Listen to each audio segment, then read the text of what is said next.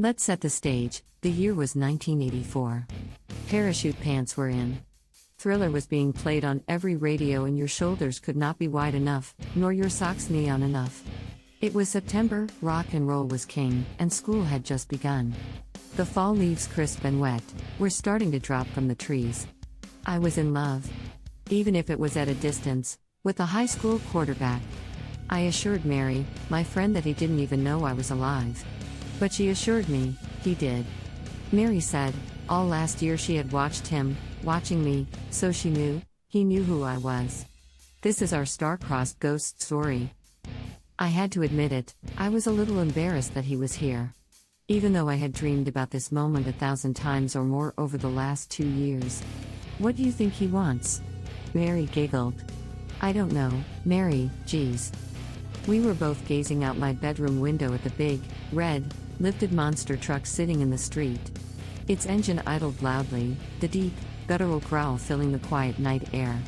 The rain had stopped a while ago, but the pavement still glistened under the streetlights, reflecting the eerie red glow of the truck's taillights. It almost looked like the road was bleeding. I was excited, but then again, something about it felt wrong. Go out there and see what he wants. You know he's looking for you. Mary gave me a playful nudge, but I didn't move. I don't know, you know he is a little crazy. Yeah? Well, you know what your grandma says, a little crazy keeps things interesting. Don't act like your heart does not skip a beat when he speeds through town being chased by every dog within 40 miles, she laughed. You know that is a pretty funny sight. It was.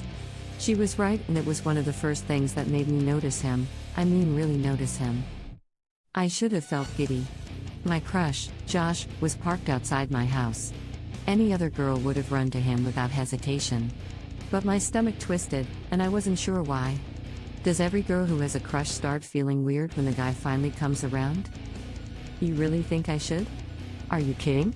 If Josh was parked outside my house, I'd already be in that truck. She looked at me, pulled a face, then laughed. Go on, girl, what is wrong with you? She didn't notice the way the headlights flickered, dimming slightly as if something was draining the power. She didn't feel the air around us grow unnaturally cold. Looking back on it now, I realized that this was the ride that shouldn't have happened. This was the impossible ride, and one I will never forget. I finally made my way outside, the damp pavement slick beneath my feet. But when I reached his truck and looked up at him, my breath caught in my throat. Josh wasn't moving. His handsome face was staring straight ahead. I stood there so long without him acknowledging me that I almost felt I should turn around and run back into my house. Maybe he wasn't sitting out here for me after all. But then I noticed something weird. His hands gripped the steering wheel so tightly that his knuckles had gone white. His face was blank, his lips slightly parted. His dark eyes stared straight ahead, unblinking. A shiver ran down my spine. But still, as weird as this felt, I took one look at that face and couldn't help myself. I raised my hand and banged on the door. The sound was too hollow, too loud, and for some reason it made me feel embarrassed again. Slowly, too slowly, his head turned toward me. His movements were stiff, almost robotic, like a puppet whose strings had been yanked by an unseen hand. Hi, Josh. My voice was too loud, too eager. I was trying to drown out the unease creeping into my bones. What are you doing? For a long, horrible second, he didn't respond. Then, in a voice that sounded wrong, he asked, do you want to go for a ride? I'm thinking about taking a last ride, and I would like it to be with you, Tina. His voice was husky, like someone speaking through a throat full of dust. He turned that handsome face in my direction and said, do you want to come? I felt my knees go weak. Yet weirdly enough, as long as I have been wishing, praying, dreaming of this moment, something deep within me, almost primal, screamed to say no. But I didn't. I ran around and hopped up into the huge truck, slamming the door behind me. Josh glanced in my direction and put his foot down on the accelerator. But he didn't smile. It didn't take me long to figure out that something was wrong with him. His actions were odd, his movements were stilted as if he was having trouble moving his body. He simply was not the happy guy who would talk your legs off about his interests. Cars, football, dogs, and fishing. Just not necessarily in that order. Maybe he was nervous too. We drove in silence for a long time. I kept sneaking glances at him, hoping he'd smile, joke, do anything normal. But he just stared ahead, gripping the wheel so hard his nails were digging into his palms. "Josh?" I finally said. "Yeah?" His voice was distant, like it was coming from somewhere else. "What have you been doing today?" He frowned slightly. A deep crease formed between his brows. And then, he hesitated.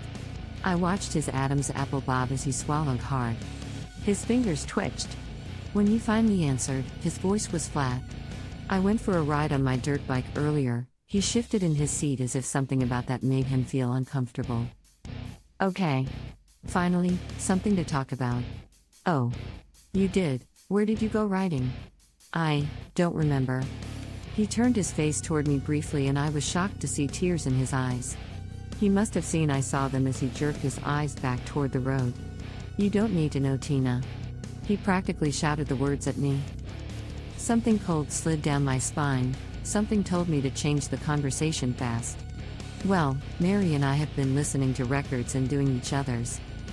"Do you like me, Tina?" He blurted it out so fast it made me jump.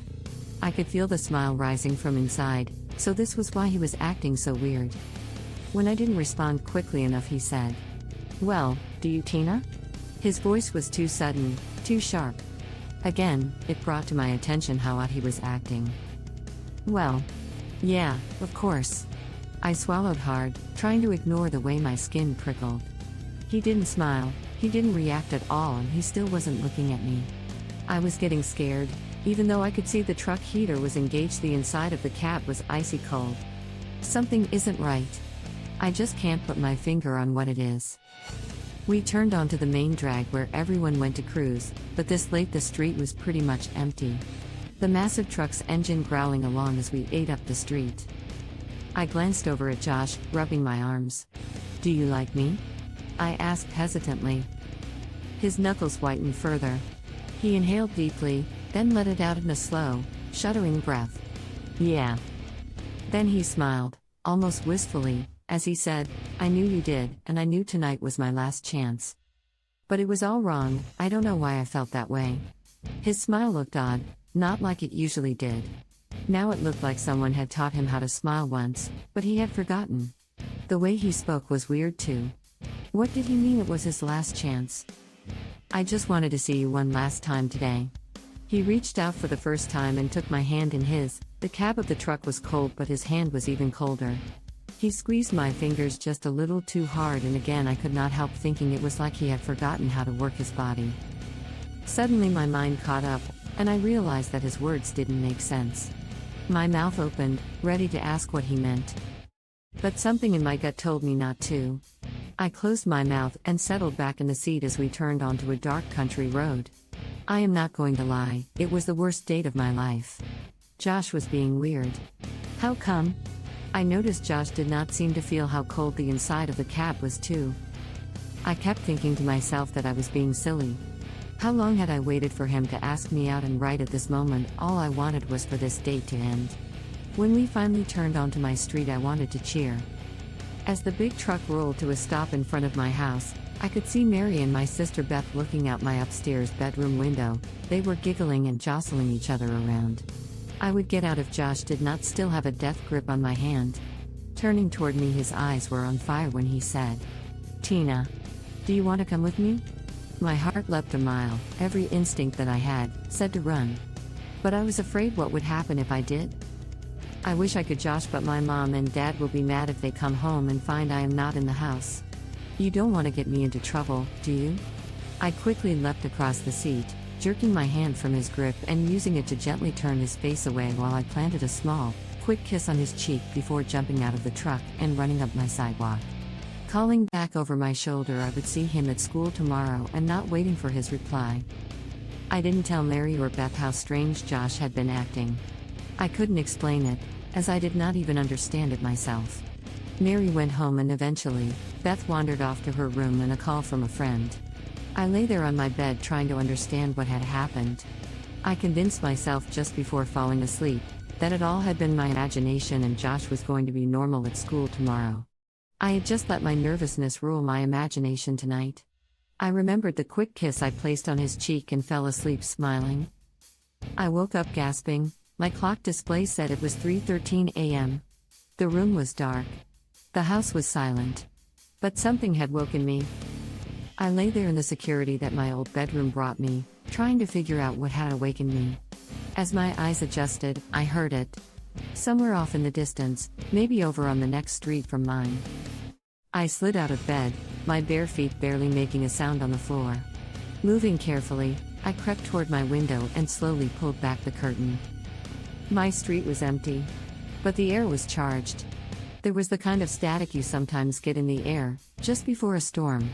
Looking out, I could see the clear night skies and the extra large moon looming overhead.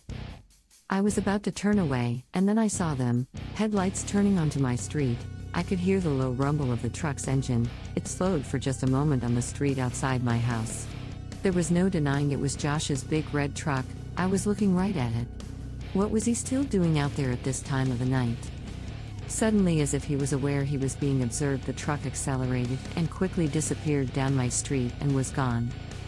I stumbled back from the window, my heart hammering in my chest. For some reason, considering that Josh is someone I have known my entire life, I was terrified of him. I dove under my blankets and barely got any more sleep as I felt like I was in danger, but I did not understand why. Josh never showed up to school. At first, I figured he had overslept. He had been out and about still at 3 a.m., so maybe he just didn't hear his alarm. But then I started to hear the whispers. People were wandering the hallways and crying. Mr. Johnson walked in, his face pale, eyes swollen. "Class, I have some bad news." His voice cracked. Josh was in an accident yesterday afternoon on his dirt bike just outside town."